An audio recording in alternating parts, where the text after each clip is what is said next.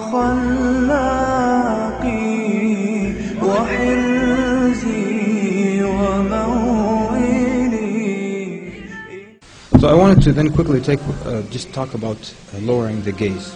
I want to take the example of one of the companions of the Prophet ﷺ. His name was Tha'laba ibn Abdul Rahman. He was a young man about the age of 16, and he used to always run errands for the Prophet ﷺ. He would send him here and he would send him there to do something for him. So one day the Prophet ﷺ sent him to do something, and he was walking through the city of Medina, and he passed by a house with an open door. So he glanced inside and he saw a type of curtain that they used to cover the shower area. And the wind blew that curtain, and he saw a woman, a Muslim woman inside that was bathing.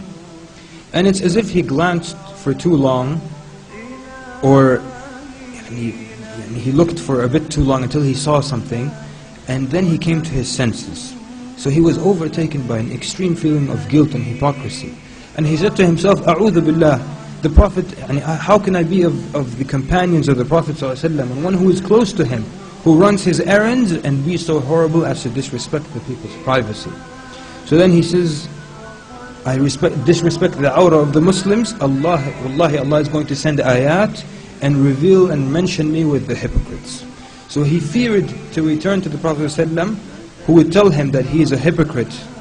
So he ran away out of fear. He ran away.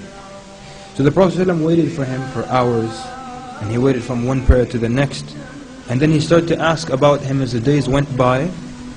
And then the Prophet ﷺ would ask, have you seen Tha'laba? And then days passed, so he sent Umar ibn Khattab and Salman al-Farisi to go look for him in the streets of Medina. So they came back, they said, O Prophet of Allah, we searched for him in the roads, the markets and the meadows, and we couldn't find him. Perhaps he'll come back. So the Prophet ﷺ waited. And then after a while again he said, Ya Umar, Ya Salman, go and look for him in the outskirts of Medina. So they went and they came to a set of mountains between Mecca and Medina, where some nomads were herding their goats. So the nomads saw that they were looking for something. So they asked them, are you looking for something? They said, we're looking for a boy, his description is this and that. So they said, perhaps you are looking for al-fata al-bakka, perhaps you're looking for the young man who's always crying. Umar says, I don't know about that, but we're looking for a boy who's this tall and this is his complexion, and he looks like this and that. So then, but what about this young boy you're talking about? And he says, on the other side of this mountain is a young man who for 40 days we hear nothing from him but crying and istighfar. So Umar asked, when does he come down? He said, they said he comes down when the sun sets.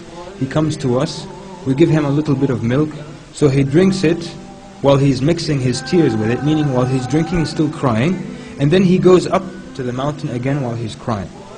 So then Umar says, how can we see him? He says, when the sun sets. So Umar hid, and Salman radiallahu anhu, they hid, and when the sun set, Tha'laba ibn Abdul Rahman radiallahu anhu came down, looking sad and dejected, his head lowered, the tears running down his face, and he has lost a lot of weight. So he came to the A'rab and they gave him some milk. So he takes it to bring it to his mouth, and he begins to cry so much that he couldn't drink. And then finally he drinks what he could, and he turns to go back to the mountain. So then Umar and Salman radiallahu anhuma came to him. And when he saw them, he was so scared. He says, what do you want from me? They said, the Prophet ﷺ wants you. He says, what does he want from me? He said, I don't know. He says, did Allah reveal ayat about me? He said, we don't know. Has Allah mentioned me with the hypocrites? He said, we don't know. He says, people, please do not embarrass me and leave me to die alone on the side of this mountain. So they said, wallahi, we won't leave you.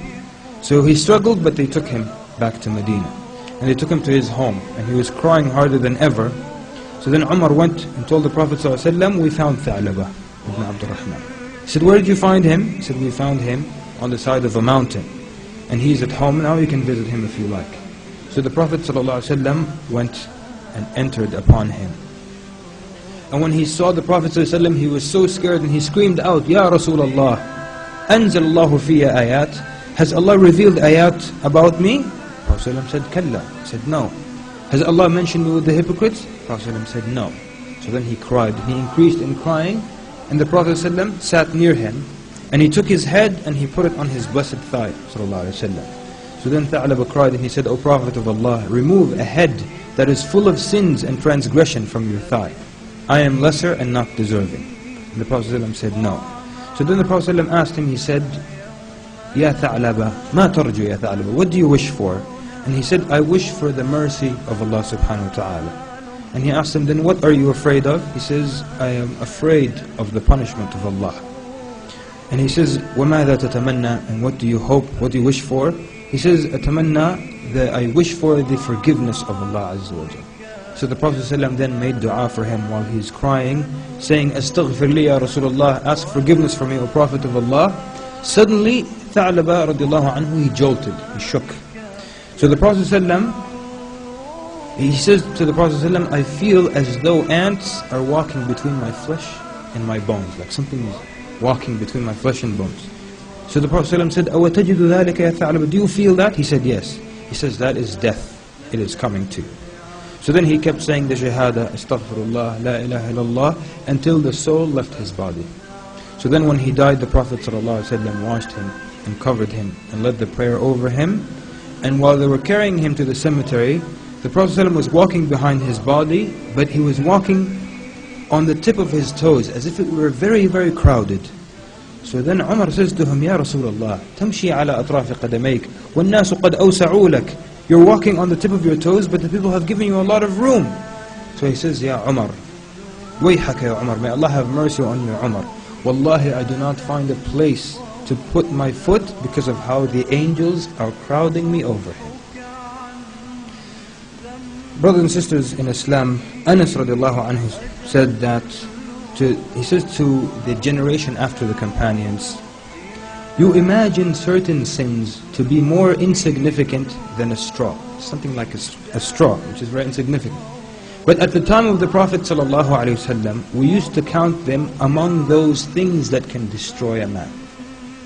And in this story, Tha'laba ibn Abdurrahman radiallahu anhu, he did something. He took a gaze, but it became so much of a weight, that sin. And this is something that so many people have taken for granted. Looking at images of women in magazines, on television, on the internet.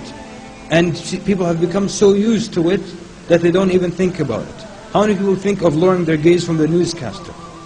They look at the news, they watch the news. You're watching the news. But there's a woman who has a lot of makeup and you're looking at her the whole time. People don't even remember to lower their gaze. Ibn Mas'ud said, a believer treats a sin as if it were a mountain over his head that may fall on him any moment, where a regular sinner looks at them like a fly that sat on his nose and he waved it away with his hand. The believer, the sin is like a mountain that's going to fall on you any minute. But for the person who sins normally, sits on your nose, you go like this and it's gone. And that's why then, lowering the gaze, things like that, people have become so used to looking at things that are haram. That's why the Prophet ﷺ said, beware of minor sins, for they add on until they destroy a man.